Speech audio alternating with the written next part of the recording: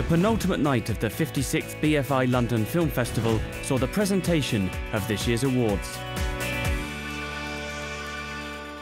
The Sutherland Award, which recognises the most original and inventive directorial debut, went to Ben Zeitlin for Beasts of the Southern Wild. It's things like this that spread a film like this into the world, so thank you so much.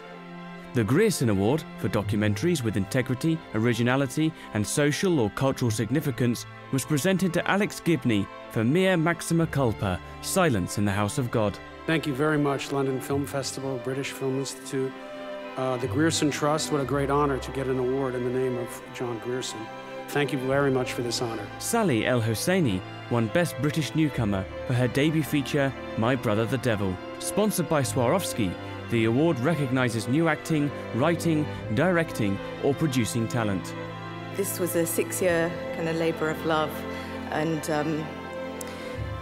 really I dedicate this to everybody who believed in My Brother the Devil.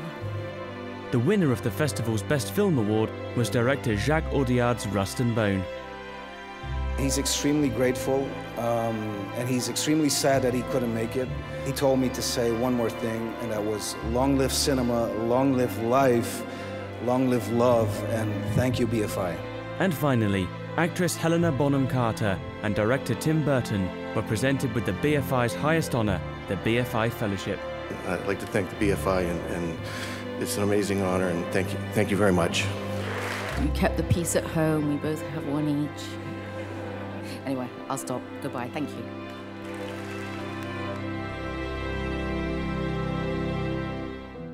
Director Ben Wheatley's darkly comic Sightseers follows a murderous couple as they caravan around the UK's tourist hotspots was the Laugh Gala. Good girl. You are going to pick that up.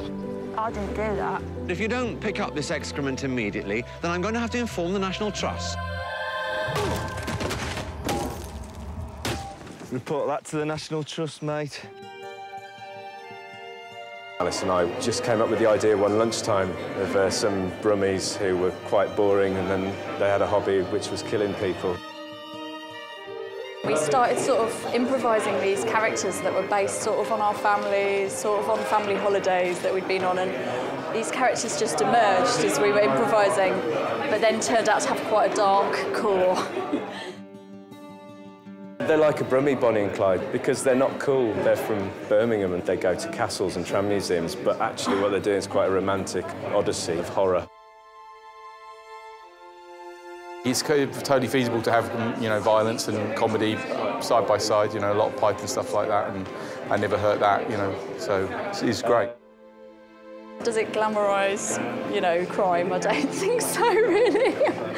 If you're into cagoules, it might be your thing. This year's much-anticipated surprise film was David O. Russell's Silver Lining Playbook.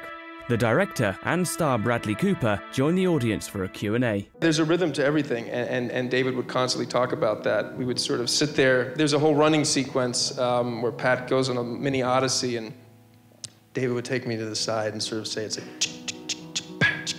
we were like doing like a little scat, and the crew was like, what the hell is going on here? But it really is great, and it all comes from an emotional place.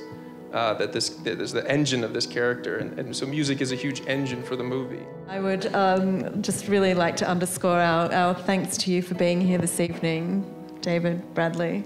Thank you. Congratulations. Thank you. Terrific film. At the BFI South Bank, Omar Sharif celebrated the 50th anniversary of David Lean's classic Lawrence of Arabia, while acclaimed actor Viggo Mortensen discussed his career during an American Express screen talk.